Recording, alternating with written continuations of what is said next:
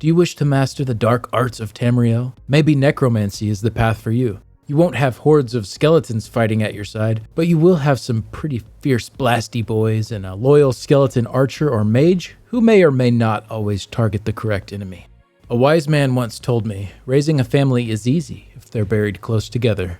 Jokes aside, the Necromancer is definitely a favorite for many in the Elder Scrolls Online, and I spent a ton of time testing out a bunch of different setups for the Ascending Tide DLC. I'll go through these all a little more later in the video, and we'll have the test results linked in the description as well if you want to dig into those. As with all of my guides, remember to treat this as a base to work from. Always tweak your setup to fit your situation and needs. With the recent hybridization of skills to scale with your highest stats, the doors are open to tons of different customization options that can all get really great results. So hopefully this video will give you lots of ideas to work with and help you get the most out of your Necromancer. The goal here is to not just straight up tell you what to do, though I will give some good setups for those who want that, but instead to try and lay out the groundwork so you can better decide these things for yourself. And while I did test a ton of setups, I couldn't possibly test all of the great combinations. There just simply isn't enough time in the world. But even if your ideal setup isn't here, maybe this video inspires you to figure out something within your build to make it better.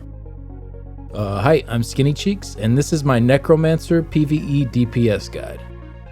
So what will we be covering in this video? I'll go through an overview of the hybridization changes, the top races, attribute points, our Mundus Stone, the consumables we'll use. I'll go over light versus medium armor and also the penetration cap and the crit damage cap. And I'll also give some examples of what you'll need to reach those caps when testing on the trial dummy. I'll cover the champion points, several gear combinations, our skill bars, combat rotations including some easier and some more advanced. I'll go through the test results for a few of the different setups, and then finally I'll show a few clips of the builds in action on the trial dummy. One last thing before we start, just wanted to say thank you so much to those who have subscribed to the channel. We're at almost 40k subs now with 50k around the corner. I can't thank y'all enough for the support. I will be giving away 50,000 crowns in ESO as a thank you when we do finally hit that 50k mark. So if you aren't subbed and you want to help us get there a little quicker, that would be amazing. Subbing on YouTube is free and you can always change your mind later if you're no longer interested in the content. With that all out of the way, let's get started. So let's talk about the hybridization. The reason I'm combining both the stamina and the Magicka guides into one is because there are a lot of blurred lines now. With skills scaling off your highest resources, it isn't just stamina and weapon damage versus Magicka and spell damage, but you could even go stamina and spell damage or Magicka and weapon damage. Let me give some examples. I could stack fully into stamina, but run food with Magicka recovery, use light armor, use spell damage glyphs and spell power potions, and essentially play my character as what would have traditionally been the Magicka stacking kind of build. You do have to be a little careful doing something like this, as your main resource pool is then much smaller than your off resource pool, but your stats still scale with your highest, and if you mix in a couple of stam skills, generally it won't be too hard to sustain it. This also opens up the door to play into your racial bonuses a little better if you are doing a playstyle that might not be traditionally best suited for your race choice. Setups like this are going to allow you to really play lots of different playstyles on the fly without having to respec your character. So I could play what most would consider a traditional stamina build and a traditional Magicka build in the same piece of content just by swapping gear and skills around. As an example, I could have this setup that I just went through to go for a more Magicka heavy loadout, but then swap over to a different set with weapon damage glyphs on it, change my potions to weapon power potions, change my food, and bam, I'm pretty much fully spec'd back into a loadout that would support a lot of stamina abilities. Really, the main limitations now are your resource pools and how much you can sustain, so you will still need to make choices that allow for the build you want, but a lot more of that can be done now without respecing your character. Of course, there will still be optimal ways to build. There will always be metas, always ways to min-max, but so many of these setups will allow for similar results, and there will be a lot more wiggle room for optimizing in a wider variety of ways for fights within an encounter. I will get into some of the finer details of all of this later in the video. For now, let's go ahead and move on to some of the basics of the build.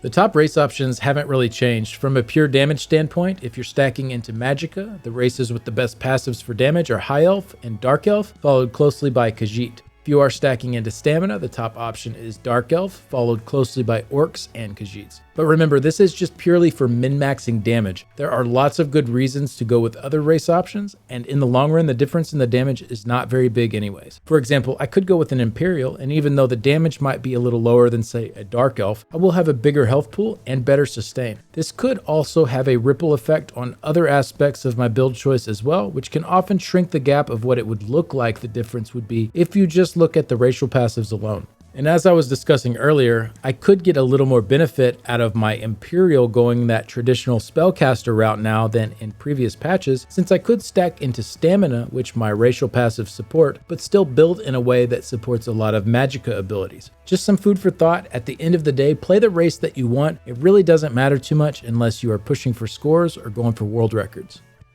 For our attribute points, you'll generally want to put all 64 points into either Magicka or Stamina. This is because your skills scale with your highest stats, and your lower of the two stats has no impact on the effectiveness of your skills, only for the sustain. If health is a big concern for you, you can shave off a few points to allocate there, but generally there are other ways you can accomplish this goal, so I wouldn't spend too many on health there. I haven't strayed from 64 points into one or the other in quite a while for a DPS character. And it might also be a good idea to stack into whatever bonus your racial passive gives as well. While it isn't necessary, it will increase your skill damage more to stack as much into one maximum resource as possible.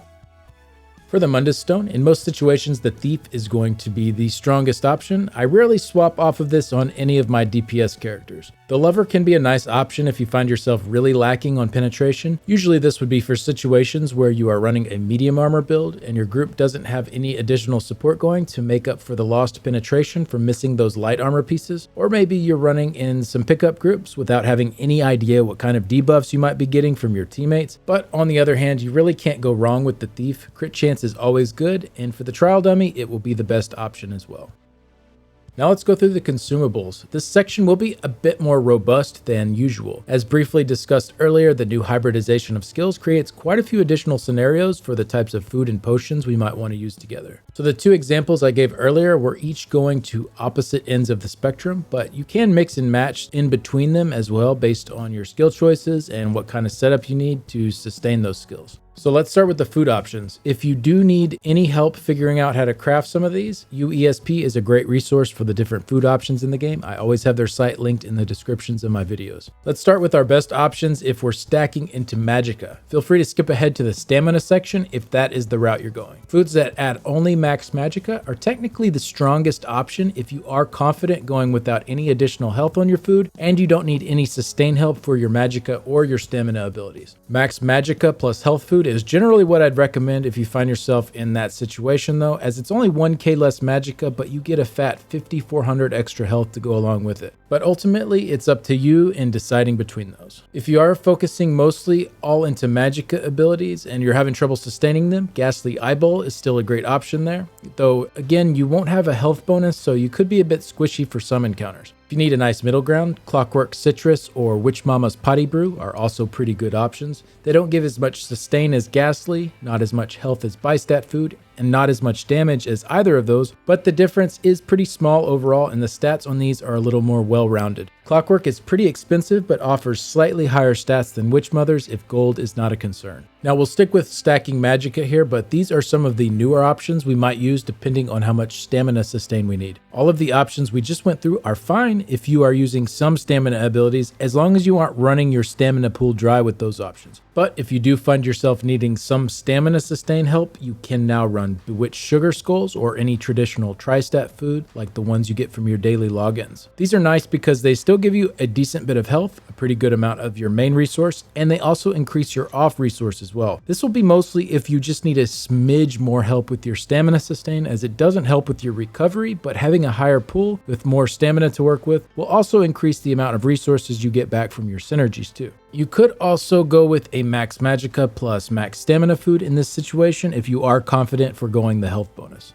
And then if that's still not cutting it for your stamina sustain, you can also do the crunchy spider skewer recipe, which gives you max Magicka plus stamina recovery. You might need something like this if you end up with a very heavy stamina skill loadout, but still have Magicka as your main resource. Great option for that scenario, but again, no health on this food, so be careful where you use it.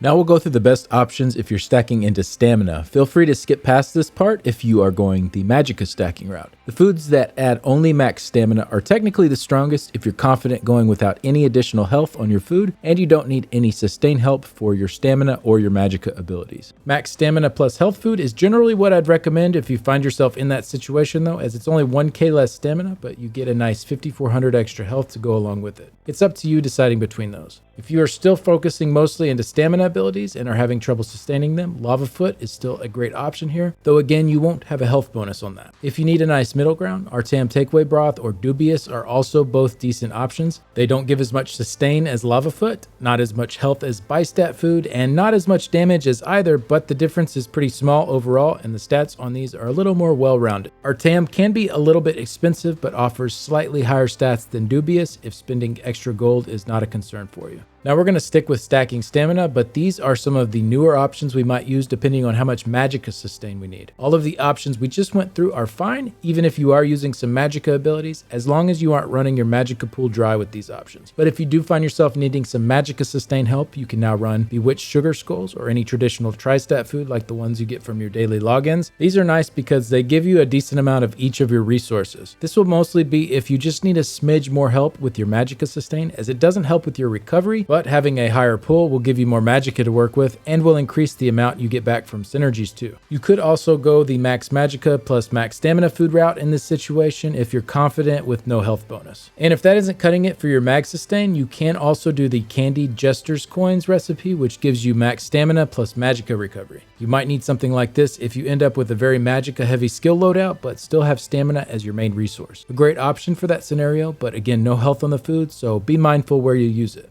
Alright, that's going to do it for the food and drink options. I will make sure to list which kind I used when I show the results from each setup that was tested.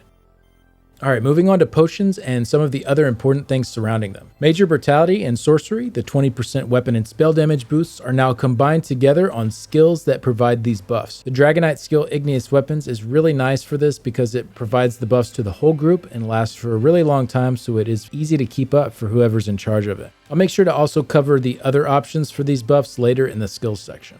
Major Savagery and Prophecy, which give a 12% boost to weapon or spell crit chance, are now combined on skills that give this buff, such as Inner Light or Camo Hunter. However, these buffs are not yet combined on potions, so with your typical spell power potions or weapon power potions, you will only get one or the other. This generally doesn't really matter too much since your skills scale with your highest stats anyways, but it does mean that if you want to use spell power potions, you need to make sure that you are stacking spell damage glyphs on your jewelry, and with weapon power potions, you'll need to use weapon damage glyphs. The reason that this is worth pointing out is because there might be certain builds or situations where you are stacking into one stat, let's say max Magicka, but you want to run potions that give you back stamina. Maybe you're stacking pretty heavily into stamina skills for a certain scenario. There aren't potions that give back stamina and also provide spell power buffs. And in the same way, there aren't potions that give the weapon power buffs and give you Magicka back. So essentially, if you find yourself wanting to go this route of using potions that restore your off resource, you either need to be getting your major buffs from skills, or you need to swap your jewelry glyphs to the matching off resource stat.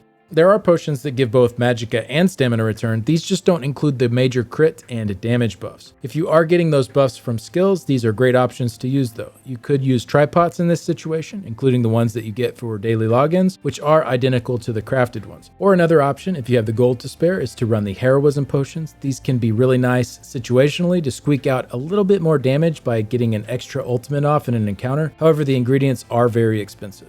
Another interesting option I think, though probably a bit more niche, would be to do the Magicka return plus spell resistance or the stamina return plus physical resistance. This would depend on the content that you're running and what the prevalent damage type is in that encounter, and this is also of course provided that you already are getting your major damage and crit buffs from skills. These are unique resistance buffs, so they do stack with other major or minor resistance buffs you might not already be getting. Probably not a super common use, but still thought they were worth mentioning, and they aren't super expensive compared to a lot of other options. I think it's also worth noting as well that the minor versions of these buffs that come from class passives are not combined. This is Minor Brutality, which comes from Dragonites, Minor Sorcery from Templars, Minor Savagery from Nightblades, and Minor Prophecy from Sorcerers. So depending on what you're stacking, you may need a certain class to help with that buff. Since everything scales with your highest stats now, this does create some interesting scenarios for these classes, especially solo, where you might end up wanting to stack into the opposite damage type of what you normally might on that spec. For example, as a solo Magicka Dragonite, since you have access to Minor Brutality as a class passive, you might want to stack into weapon damage even if you are stacking max Magicka as your main resource. Same goes for a solo Stamina Templar. It might make more sense to stack spell damage instead of weapon damage, since you can boost that up further with your class passive.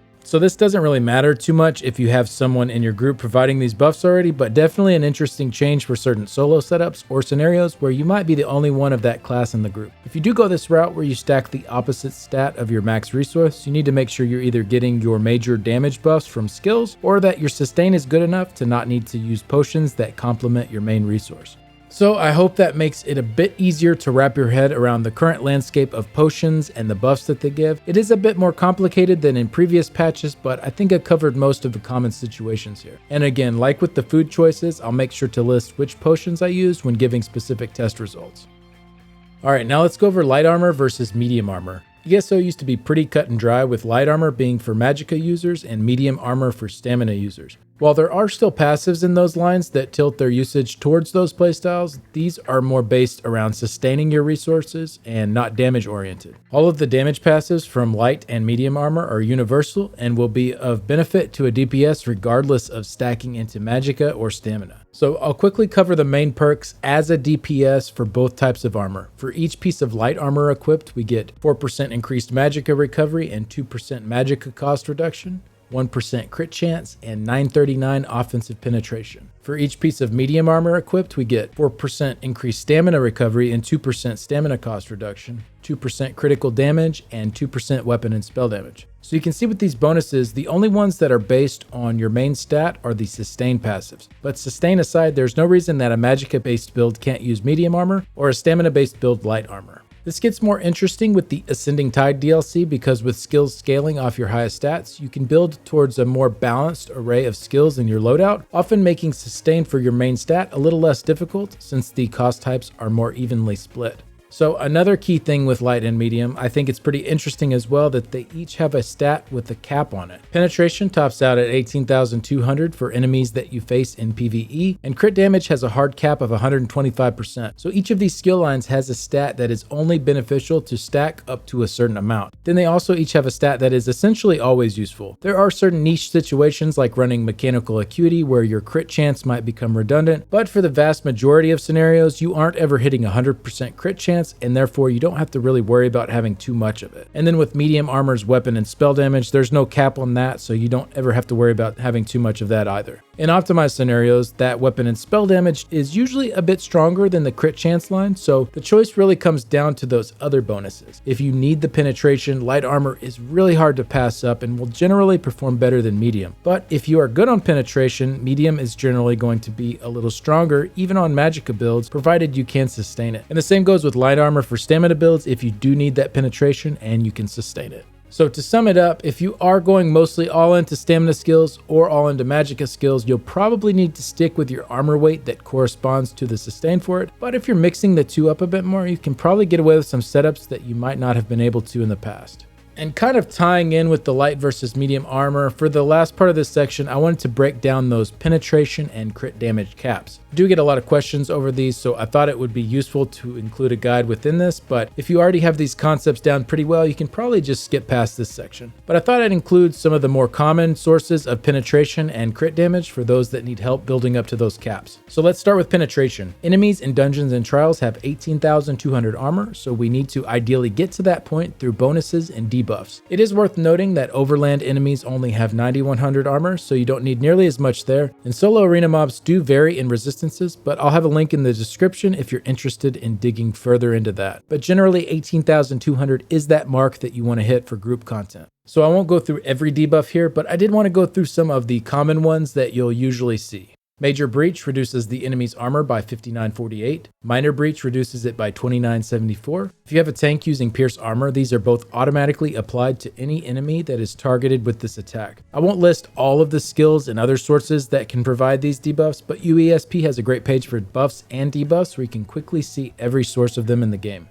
Another popular armor debuff is the Crusher enchantment. This will generally go on an infused two-handed weapon and give another 2108 reduction to the enemy's armor. This is only one target per proc, so something to keep in mind for scenarios with many enemies. There is also a set called Torag's Pact that increases this value further, and it's actually present on the trial dummy, but you don't commonly see this set able to be squeezed into dungeon or trial compositions. So I wanted to make sure I mentioned it though, and I'll go through a list in just a bit of what to build for on a trial dummy after this initial breakdown. These next debuffs will come from sets that you may or may not have in your group, so you'll definitely want to coordinate that if you are working on some of the harder challenges in the game. Alkosh gives up to a 6k armor debuff, and Crimson Oath gives a 3541 armor debuff. Since the Crusher debuff is single target only, these sets can be really nice to have for AoE packs, even if you are normally already built to hit the penetration cap for bosses. Dragon's Defilement is another nice set for these AoE kind of situations. It gives the Minor Breach debuff that we already mentioned, but it is in an AoE, so like I said, Pierce Armor only applies it to a single target, so Tank would have to puncture a bunch of targets in a row to get it on all of them, while this set will just apply it to many things at once. So those top 3 debuffs there are ones you can generally count on having in even a semi-organized group. It doesn't take much at all to keep them up, and if you subtract them from the 18,200 total, that leaves you with 7170 penetration to bring to the table. So we can get 700 pretty early on through our champion points, and then there are some class-specific passes for these as well, like Necros get the 1500 with their Gravelord ability active. Nightblades also get 2974 when flanking. Aside from those, Maces and Mauls give 1650 and 3300. The Sharpened trait gives 1638 or 3276 depending on if it's a one-handed or two-handed weapon. Light Armor gives 939 for each piece equipped. Certain sets have bonuses that are usually 1487 penetration, and Wood Elves have a unique racial passive of 950 penetration.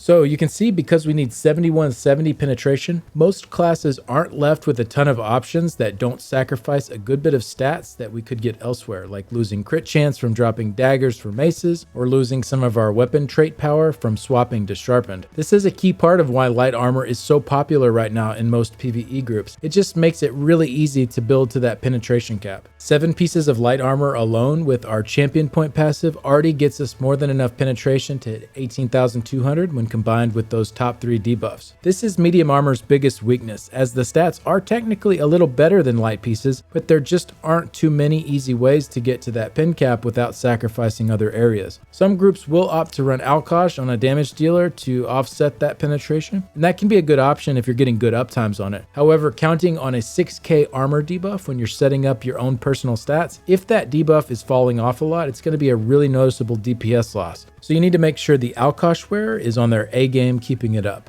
Before we move on to crit damage, let's quickly go over what is on the trial dummy and what you need to bring there. So it does have Major and Minor Breach, and as I mentioned earlier, the Torag's Pact infused Crusher enchantment is on there. This also has the Alkosh debuff applied. However, it is an old version of Alkosh before they buffed it up to the 6k armor shred, so this only takes off 3010 armor instead. So if we subtract those off of there, we end up with 3212 penetration that we need to bring. This is why you often see that you can work in more medium armor on the trial dummy stuff, because there is less ground to make up than your typical dungeon or trial scenario. And especially on Nightblades and Necros, since they have pin in their class kits. So building for a trial dummy is more comparable to having some additional help with pin in a dungeon or trial. And like I said, these aren't all the sources for penetration bonuses and debuffs, but these are some of the main ones that you'll generally see. So I hope that helps for those that may have been a little confused on how much penetration they should be bringing.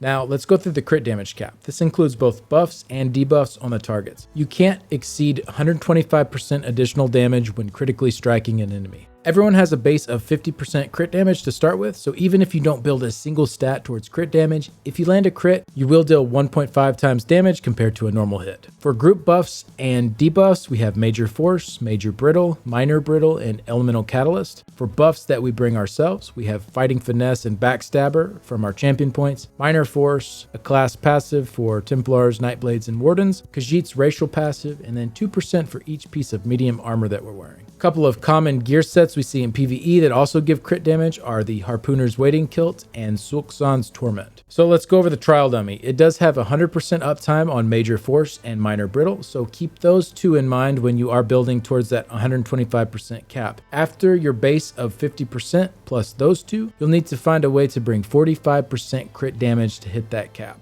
Again, this isn't a comprehensive list, but these are the most common sources. I do have a crit damage calculator linked on my website, as well as a penetration calculator as well, if you want to mess around with those. I apologize, I don't know who the original authors are. I was linked both of these, and I don't see an easy way to look up who the authors are, but if someone knows, I'd be happy to credit them on these, but good resources either way. Thank you to whoever made these. All right, now let's go through the champion points. For most cases, we'll be running Backstabber, Biting Aura, Master at Arms, and Thaumaturge.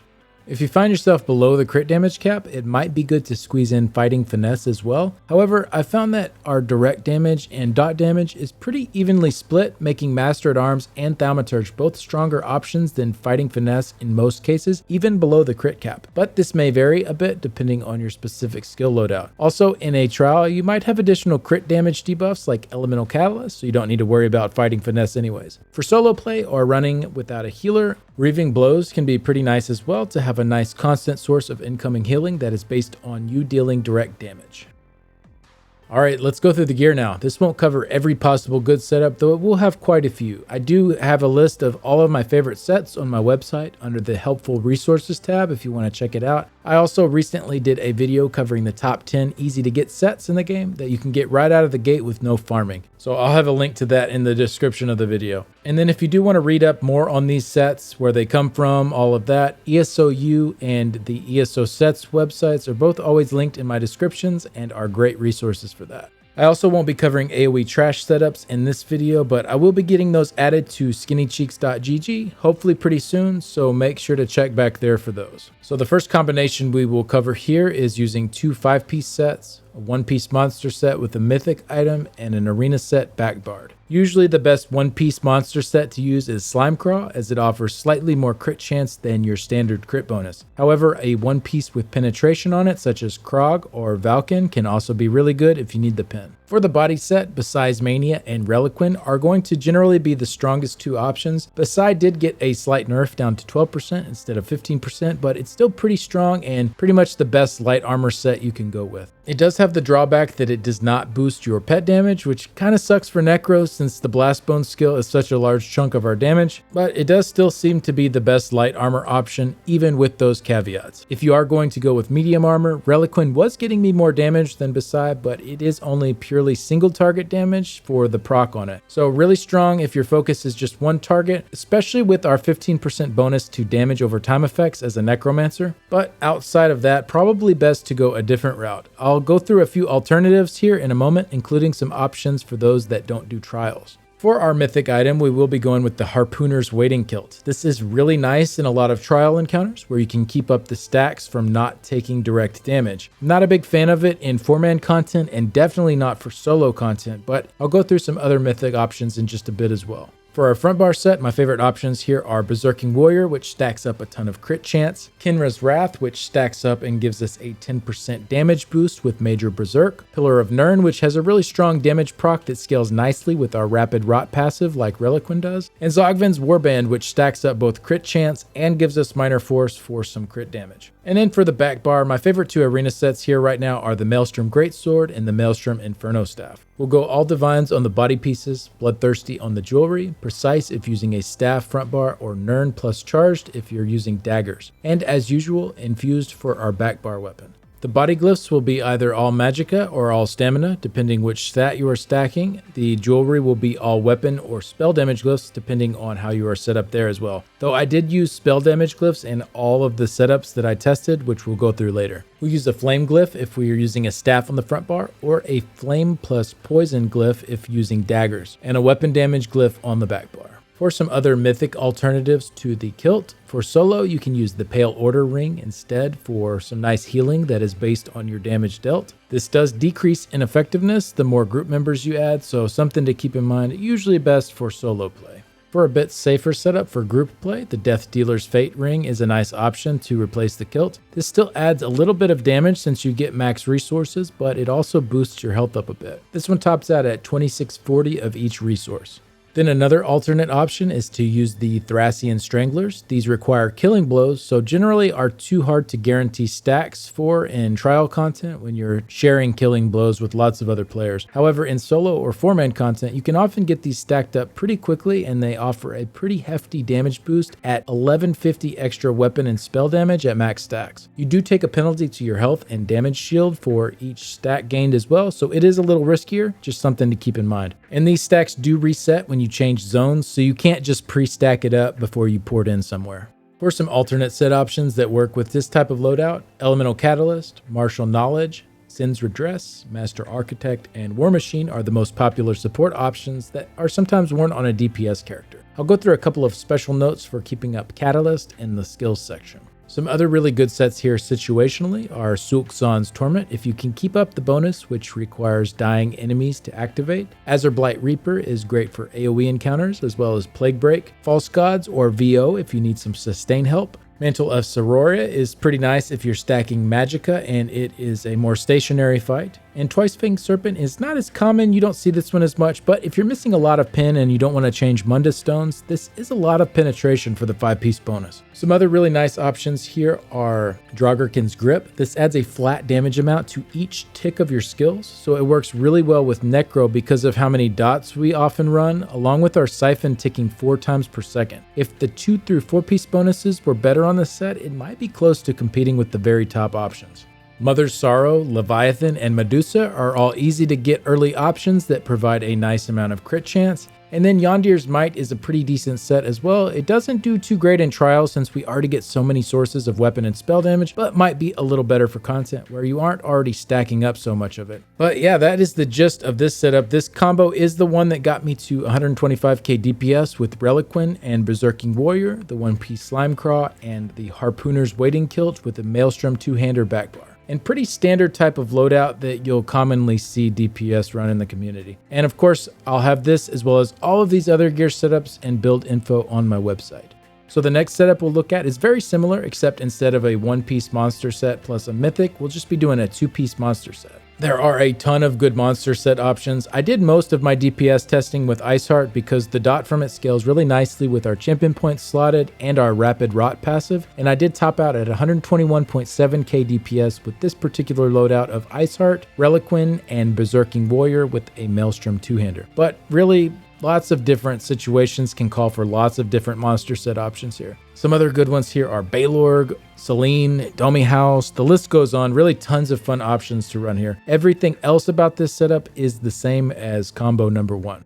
All right, moving on to the third combination. This one here is one of my favorites. I topped out with 122.8k DPS with this one, but it is a lot more versatile, I think, than some of the other loadouts, and I'll get a little more into that in a second. So this particular combo is sometimes called the 5-2-2-2-2-1 setup, and it's basically one 5-piece set, a 2-piece set, usually one that gives crit or pen, a 2-piece monster set, 2 arena sets, and a mythic item. So same monster sets as the last combo, and the Harpooner's Kilt is still the strongest offensive mythic option. Then we can run any 2-piece in the game that has crit chance on it, or you can run one with penetration on it if you find yourself under the cap. And then for our 5-piece set, Reliquin and Bahsei are still probably the best, but I did combine those previous front bar sets in here as well, since could be pretty nice situationally, and we only have room for one 5-piece set with this loadout. I didn't include Berserking Warrior here as we need a couple of body pieces minimum, and it is a heavy set. For our weapons, Black Rose Prison Dual Wield or Vatashran Dual Wield on the front bar, and then the Maelstrom 2-hander or Inferno on the back bar. You can go with other arena options as well. These are just my favorites right now. So one thing I really like about this is because we have a full monster set and we can use any set for the 2-piece bonus we're getting, we can really customize our light versus medium pieces to the exact amount we want. For example, if I wanted to run Reliquin but still needed a fair amount of pen from light armor, I could go light on my monster set and then use a light set for that 2-piece crit bonus, or even do a 2-piece pen bonus from a set like Roaring Opportunist, which is a light set. And right there I have 4 light pieces and a penetration bonus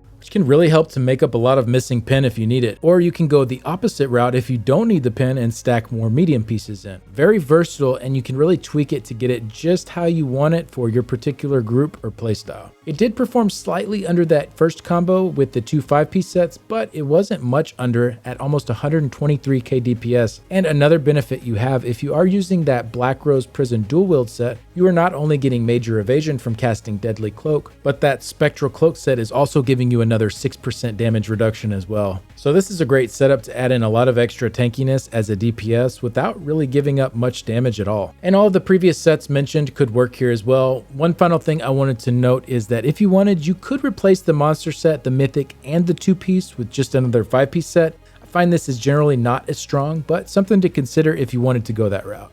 The next 2 combos we'll go through are a little more niche, but definitely still capable of very good results. So combo number 4, we'll be dropping the arena sets to use 1 5-piece set on our front bar and 1 on our back bar. This leaves us room to do a mythic and a monster set. So same principles for the monster sets and mythics as before. For our front bar set, we're going with Reliquin, Kinra's, AY, or Zogven. I didn't list Bahsei here this time because it is a static bonus and we need something that carries over since it is on our front bar only. Especially as a Necro, we generally spend a lot of time on the back bar, so losing that Bahsei bonus for that much time is definitely going to hurt. For our back bar set, we're using Pillar of Nirn. This set works really well because it is a proc that works with any kind of damage dealt, so we aren't relying on some chance and we don't have to worry about being on our back bar often enough to keep up stacks or anything. As much as we are bar swapping on a Necro, this is pretty near kept up on cooldown as a back bar set. Then you might notice I do have 4 pieces of it listed here for the jewelry and then a body piece. This is because we do end up with an extra slot left over with this setup, and by doing a 4-piece you end up with 6 pieces on your back bar, but this just allows us to still have that 4-piece bonus active while we're on the front bar. You could also do something like a 1-piece trainee here instead. It gives a nice health bonus if that's something that you prefer. And then just a note about using AY, aka Berserking Warrior, with this setup. You will need to run pillar body pieces and not jewelry in that scenario since AY is a heavy set. But yeah, that is about it on this one. Less options that will work here as well since we need sets that work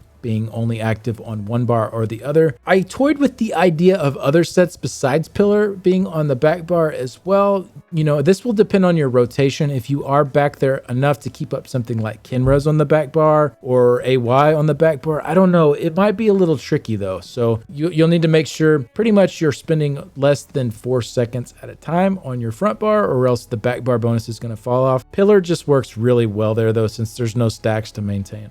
And then finally, the last combo that I will cover here is very similar to the first combo, except instead of back barring an arena set, we'll be back barring Pillar of Nirn, and that lets us front bar an arena set.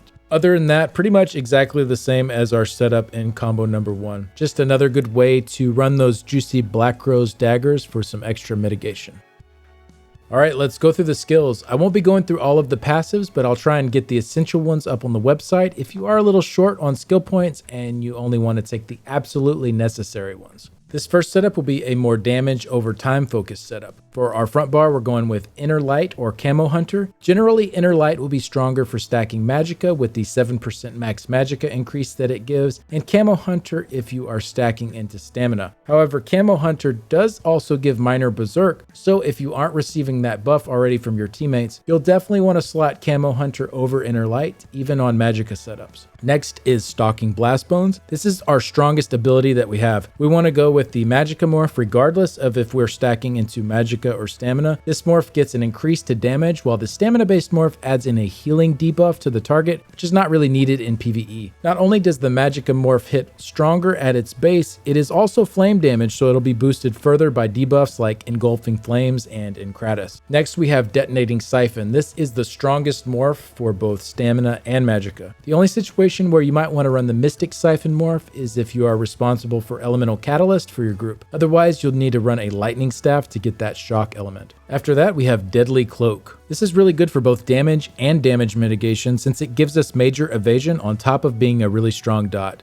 And don't worry, if you're not running dual wield here, I will go through some other options in just a second. Then we have Barbed Trap, which is a really nice dot. It's single target only, but it does give us minor force for 18 seconds. For our ultimate, we're slotting Flawless Dawnbreaker. This is mostly just for the passives, but can be nice in a pinch if you won't have time to build up your main ultimate. For the back bar, we're slotting Detonating Siphon again. This is just for the passive 3% damage that it gives for being on your bar. We won't actually be activating it from the back bar. This is just a flex spot if you don't need any other abilities slotted, but I'll go through some alternatives in a second. Then we have our back bar weapon dot. This is our main dot that will be keeping up our weapon damage enchantment, and will vary depending on the weapon type that we have slotted. Stampede and Unstable Wall are my current two favorites here. Next is our Boneyard. Avid is nice situationally, as you can activate your own synergy for some nice extra damage. However, Unnerving gives Major Breach in an AoE, so depending on you or your group's needs, this could be the more beneficial morph. Next is Mystic Orb, which is just a really strong AoE dot with a nice damage synergy for your teammates tied to it. And then we have our Skeletal BFF. The Archer is stamina costing and is more single target damage, while the Arcanist costs Magicka and deals its damage in a small AoE. I think both can be situationally pretty useful. And then for our ultimate, for damage, our best options are generally Fiery Rage from the Destruction Staff line or Shooting Star from the Mages Guild line. They both deal very similar total damage, but Fiery Rage is much larger and deals it in a shorter time, while Shooting Star is a smaller AoE and is spread out over a longer duration. Shooting Star is cheaper though, so generally if you can guarantee your target is sitting through all of the ticks of it, then Shooting Star is more damage over a longer encounter since you can cast it more, and Fiery Rage is better for shorter burst. For Elemental Catalyst, if you are running Unstable Wall and your Boneyard here, you have your Flame and your Frost weaknesses covered. If you're not running Wall, we have another Flame ability we'll go over in just a second. All right, let's cover some notes here. Barbed Trap can be dropped for whatever you need if you're running Medusa or Zogvin, or if you're already at the crit damage cap. If you do replace it with an ability that doesn't have any passive stats on it, you'll want to move your Boneyard or your Archer to that spot so that you get your extra crit chance and execute from your Death Knell passive. If you are in charge of major vulnerability, you'll want to slot the Colossus ultimate over the Fiery Rage or Shooting Star ultimate. Because of the new Turning Tide set that is introduced, you likely won't need as many Necros in your group to focus on the Colossus ultimate, but something to keep in mind, make sure to work that out ahead of time. Scalding Rune is another great semi-spammable plus dot ability and is a great one to use in place of Deadly Cloak if you aren't running dual wield on your front bar, or if you just feel comfortable keeping up an extra dot that you can replace one of your flex spots with. This will also keep up Elemental Catalyst if you are in charge of running that. The upfront hit from Scalding is actually really strong, so it's a great skill to recast early with the dot rotation when nothing else needs to be reapplied. Detonating Siphon can be cast in this way as well, and is especially nice if you need two skills in a row to recast early. Carve is a great AoE spammable plus damage over time if you are using a two-handed back bar. It does kind of sit alone with its 30-second timer, so better suited for dynamic rotations than static ones, as you do need to cast it at 28 or 29 seconds in order for the timer to keep refreshing at 30 seconds and not drop back down to 12 seconds on your next cast. So on one hand, it's very easy to manage because it's a very long timer. On the other hand, it doesn't really line up with anything, so it can be easy to forget about because it's ticking for so long. Caltrops are also a really nice dot ability for both mag and stam setups, using a staff build while stacking stam. I actually slotted this over Orb, and it was enough to let me sustain my Magicka abilities. So a nice option if you want to play a caster on the fly with a character that is geared more towards stamina abilities. Or as a Magicka heavy user, this can give some nice reprieve from Magicka costing skills to help sustain a bit. Necrotic Potency can be great situationally to get a lot of ultimate back, usually more common to run through AoE trash encounters. And then Rending Slashes is an okay dot if you have room for it, or if you're having trouble sustaining your Magicka and you need an extra stam costing ability to balance it out. And finally, if you're not wanting to use the traditional weapon or spell power potions, make sure you have Inner Light or Camo Hunter slotted on your back bar as well, and then you can keep up your Major Brutality and Sorcery with Degeneration. Or instead of Degeneration, the more ideal option would be to have a Dragonite in the group keeping up the skill Igneous Weapons. So feel free to swap the flex spots out for whatever you need, really, with these setups. I better not hear you whining in the comments about how I didn't include a heal or a shield. There it is, right there where it says flex. Put it there. Anyways, so this next setup is mostly the same, so I won't run through all of the details again, but this is more if you're wanting to run a loadout with a traditional spammable in it. Other spammable options work too, like Force Pulse or the Skull Morphs in your Gravelord skill line, but I really like Silver Shards a lot. Since it's in the Fighter's Guild line, we get a passive 3% weapon and spell damage for having it slotted. The skill scales with the Biting Aura champion point node, which we generally have slotted as a Necro, and most other spammables scale with Deadly Aim. And the skill itself has a built-in AoE component, which is pretty nice for some extra cleave damage. When I was testing it out, I was able to sustain it just fine with both Magicka and stamina stacking setups. Another note here, you'll see I added Deadly Cloak to that flex spot on the front bar. It is still really nice if you have dual wield on the front bar. Just be careful adding in too many extra dots in this setup, as the whole point is that you are focused more on spams while you have the time in between your dots. If you are fully loaded up with dots and barely casting silver shards anyways, at that point, there really isn't much benefit to doing a spammable setup. Alright, now let's go through some combat rotations. We'll start off with a 9-second static rotation. I found this one to be incredibly effective for how simple the overall rotation is. You'll see with these setups, there is a lot of bar swapping. I know not everyone likes to do a lot of bar swapping, but unfortunately with Necromancers and their constant Blast Bones casting, this is kind of inevitable if you want to really max out your damage. There are other classes that can get close to their best results without much bar swapping at all, but Necros really rely a lot on constantly going back to that front bar to cast Blast Bones and then pairing casts of other dots together. Anyways, we'll go ahead and get into it here. This is the pre-buff opening that I was doing. If you aren't running Deadly Cloak, you can just ignore that first cast there. You also want to stand just a smidge back if you are pre-casting Deadly Cloak. You don't want it to engage early, but the AoE is pretty small, so you generally don't have to worry about it like you would if you accidentally cast your Unstable Wall early. If you don't care about squeezing out as much burst as possible in the opening, you can just do this easier opening here before moving into the next repeating section. It won't be as much upfront burst, but much less bar swapping and skills to think about.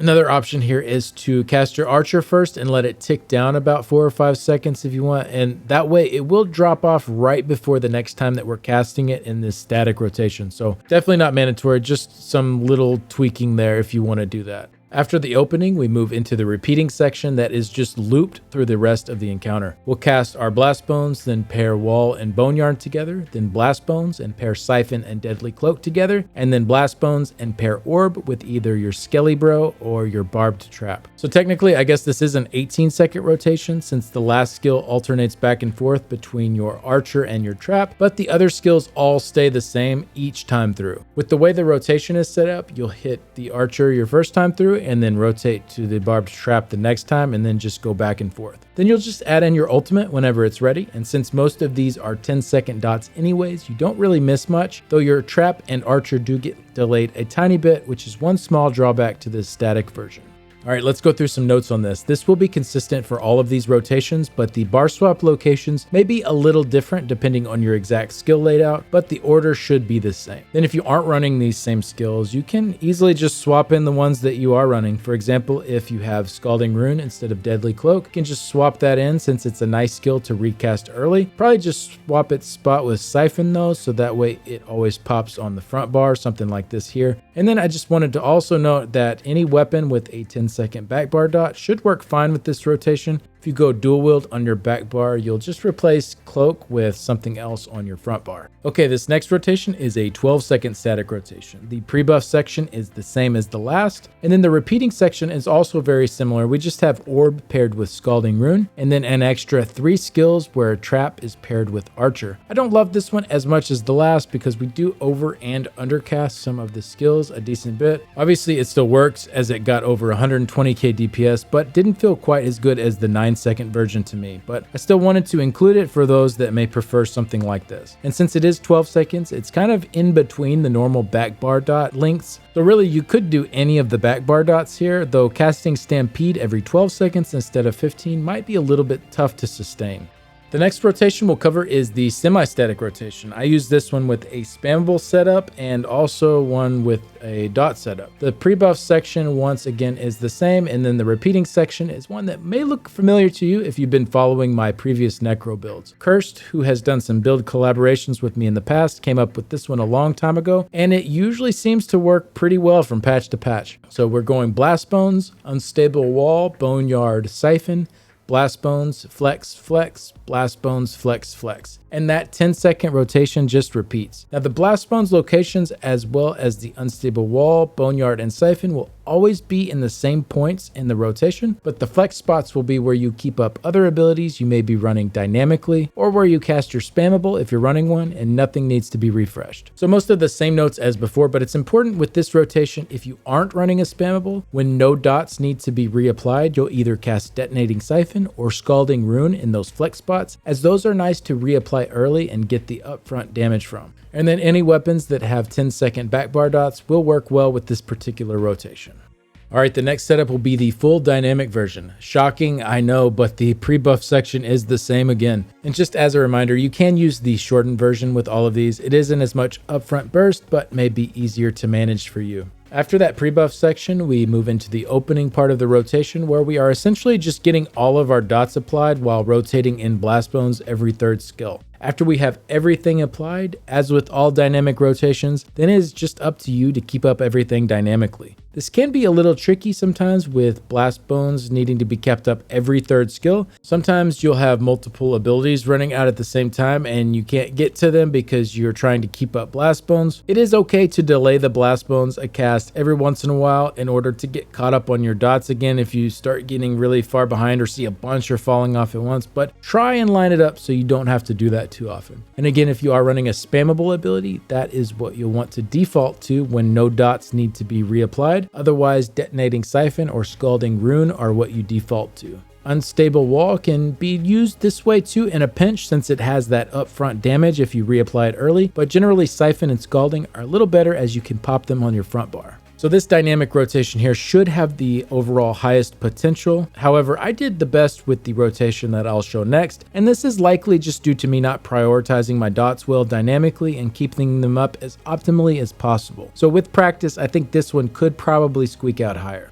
However, this 30-second static rotation is what I got my best results with, and I know, crazy, same opening again. For this next part, you might want to get some coffee ready or crack or whatever you're into. So essentially, this is a 30-second static rotation that is broken up into two 15-second parts. I know, this looks crazy. I'm not crazy. I promise it's not as difficult as it looks. I wouldn't say it's necessarily easy to memorize, but I'm going to break it down for you in a way I think will make it make a lot more sense than the way it looks in the normal rotation layout. So let's drop these out and just look at the skills with ignoring the light attack icons and the bar swap icons. So when we line it up like this, it still looks a bit hectic, but don't worry, I'll clean it up even more. Let's just walk through this together. So the Blast Bones are always every third skill that you can bank on and it doesn't change. And then at seconds 8 and 9, we always have Stampede paired with Caltrops. Since these are each 15 seconds, they line up perfect in the 15-second sections. And then at seconds 14 and 15, we always have Trap and Archer. They both get recast a little early, but there are some tricks to sometimes get the Archer's full duration, and sometimes the rotation is extended by a second anyways, with our ultimate being cast, so it will line up perfectly during those points. Okay, and then finally, if you look, Orb and Boneyard are always paired together, and then Siphon and Deadly Cloak are always paired together. So essentially we have a lot of skills, but the pairs between the Blast Bone casts are always the same pairs. So let's take out some of the clutter here for the skills that are the same each time through. So when you look at it this way, I think it's a little easier to see exactly what is going on with the rotation. Essentially, it is the same thing each time through, but with the Orb and Boneyard pairings swapping places with the Siphon and Deadly Cloak pairings. So the first 15 seconds will have Orb and Boneyard cast twice with a Siphon and Deadly Cloak in the middle of that, and then the second 15 seconds will be the opposite of that. So there are a lot of bar swaps to consider, so I wouldn't necessarily call this rotation easy just because it's static, but once you get a feel for the rhythm of what's going on with it, it's actually pretty intuitive. Funny enough, I mapped this out first in a spreadsheet and I was really worried it was going to be too much to try and remember, and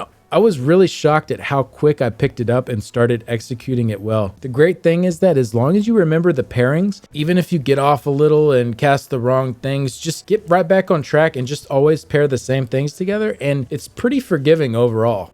And here is another way to look at it. I don't know, maybe that clicks a little better in your head than the last way, but ultimately don't do this if you are really good at dynamic rotations. But I found myself having a little trouble with the full dynamic on Necro with a lot of dots, and I was letting a lot of the dots run off for long periods of time. So this solution worked pretty dang well for me. So I hope that is a little less overwhelming than what it initially looks like here with all the bar swaps and everything added in. I thought it was a pretty fun rotation overall, and it's pretty forgiving of messing up as long as you keep pairing pairing the correct abilities together.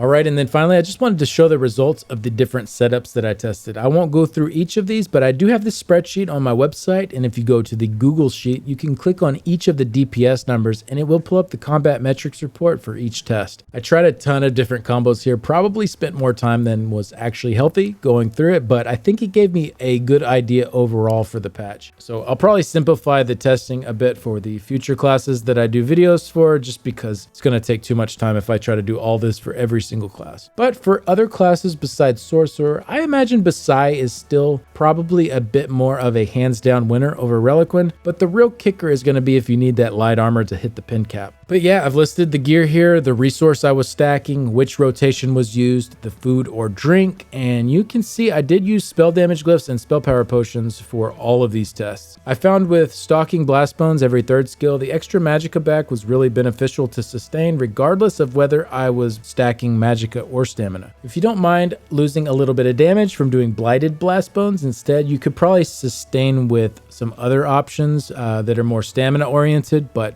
I did all mine with stalking blast bones. I also briefly mentioned earlier, but when I did the staff setup while stacking stamina, it did perform really well, still over 122k DPS, but I did have to drop orb to be able to sustain it. So if you are going more light armor pieces, then orb is definitely stronger than caltrops, but I was in 6 medium, so in that particular setup, trying to keep up wall and everything too, I couldn't sustain orb with it and stack into stamina and run medium armor. So I thought that was at least worth mentioning there, but feel free to dig through all of these as I won't have video clips for each of them, but I'll try and show some of the clips that are a bit more diverse in the rotation style or setup. All right, that's going to do it for this guide. I know it was super long this time. I had a ton of fun testing and putting it all together though. And as I said, probably won't be testing as many different combos on future class guides for the patch. It'll just take too long, and I want to get some more released before the High Isle PTS, which is probably April 25th if I had to guess, based on previous trends with PTS cycles. A big thanks to my current Patreon supporters and YouTube members. There are ways to help support the channel and keep these guides coming for as little as $3. And a special thanks to Nicholas, Simon, Cougar's Bay and the Cougar City Guild, the Order of War Guild, Iffy, Cantankerous Cat, Shady, Blake1816, Mordecai1212, and my wonderful wife. I'll close this one out with a few parses on the trial dummy. I'll see y'all in the next one. Bye.